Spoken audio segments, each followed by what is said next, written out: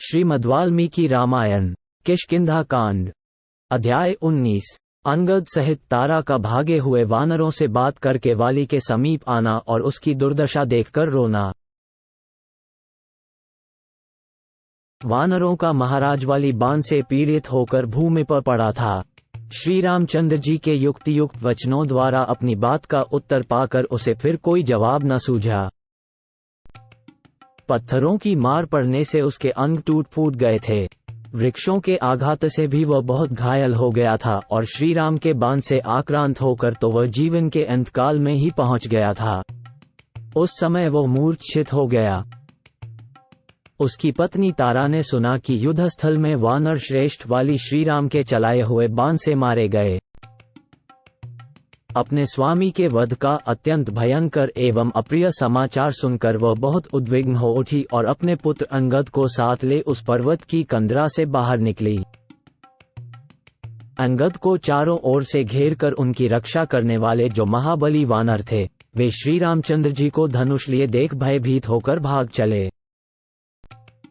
तारा ने वेग से भाग कर आते हुए उन भयभीत वानरों को देखा। वे जिनके युद्धपति मारे गए हों, उन युद्धभ्रष्ट मृगों के समान जान पड़ते थे। वे सब वानर श्री राम से इस प्रकार डरे हुए थे मानो उनके बाण इनके पीछे आ रहे हों। उन दुखी वानरों के पास पहुंचकर सती साध्वी तारा और भी दुखी हो गई तथा उनसे इस प्रकार बोली, वानरों, तुम तो उन राज सिंह वाली के आगे आगे चलने वाले थे, अब उन्हें छोड़कर अत्यंत भयभीत हो दुर्गति में पड़कर क्यों भागे जा रहे हो? यदि राज्य के लोभ से उस क्रूर भाई सुग्रीव ने श्री राम को प्रेरित करके उनके द्वारा दूर से चलाए हुए और दूर तक जाने वाले बाणों द्वारा अपने भाई को मरवा दिया है तो तुम लोग क्यों भागे जा रहे हो? वाली की पत्नी का वह वचन सुनकर इच्छानुसार रूप धारण करने वाले उन वानरों ने कल्याणमयी तारा देवी को संबोधित करके सर्वसम्मति से स्पष्ट शब्दों में ये समयोचित बात कही, देवी, अभी तुम्हारा पुत्र जीवित है, तुम लौट चलो और अपने पुत्र अंगद की रक्षा करो। श्री राम का रूप धारण करके स्वयं यमराज आ पहुंचा है, जो वाली को मारकर अपने साथ ले जा रहा है। वाली के चलाए हुए वृक्षों और बड़ी बड़ी शिलाओं को अपने वज्र तुल्य बाणों से विदीर्ण करके श्री राम ने वाली को मार गिराया है। मानो वज्रधारी इंद्र ने अपने वज्र के द्वारा किसी महान पर्वत को धराशायी कर दिया हो। इंद्र के समान तेजस्वी इन वानर श्रेष्ठ वाली के मारे जाने पर यह सारी वानर सेना श्री राम से पराजित सी होकर भाग खड़ी हुई है। तुम शूरवीरों द्वारा इस नगरी की रक्षा करो। कुमार अंगद का किष्किंधा के राज्य पर अभिषेक कर दो। राज सिंहासन पर बैठे हुए वाले कुमार अंगद की सभी वानर सेवा करेंगे। अथवा सुमुखी, अब इस नगर में तुम्हारा रहना हमें अच्छा नहीं जान पड़ता, क्योंकि किष्किंधा के दुर्गम स्थानों में अभी सुग्रीव पक्षीय वानर शीघ्र प्रवेश करेंगे। यहाँ बहुत से ऐसे वनचारी वानर हैं, जिनमें से कुछ तो अपनी स्त्रियों के साथ हैं और कुछ स्त्रियों से बिछुड़े हुए हैं।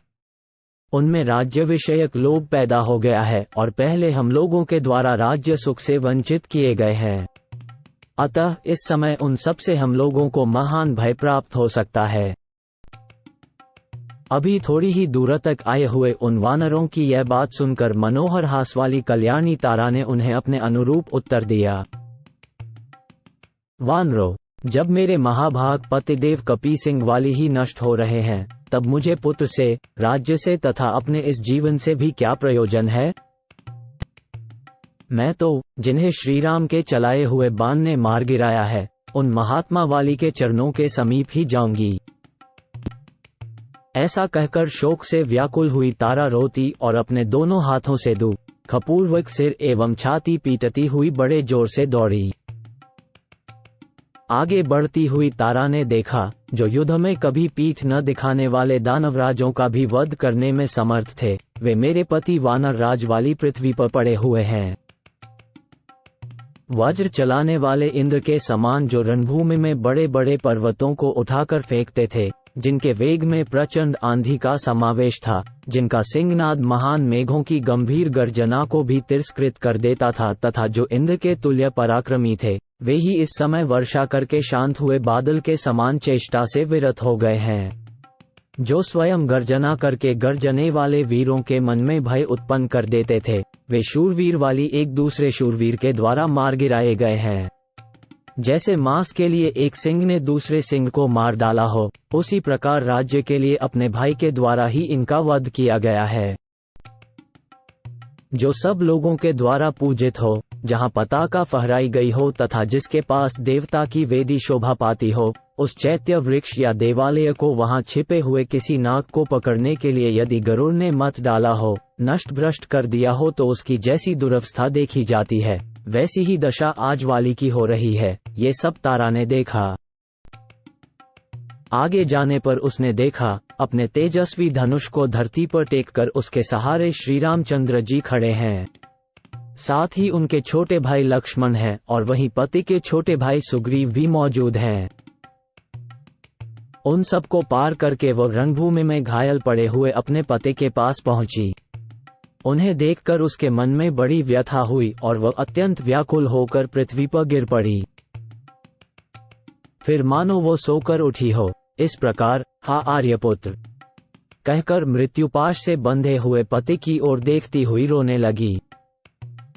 उस समय कुर्री के समान करुण क्रंदन करती हुई तारा तथा उसके साथ आए हुए अंगद को देखकर सुग्रीव को बड़ा कष्ट हुआ। वे विषाद में डूब गए।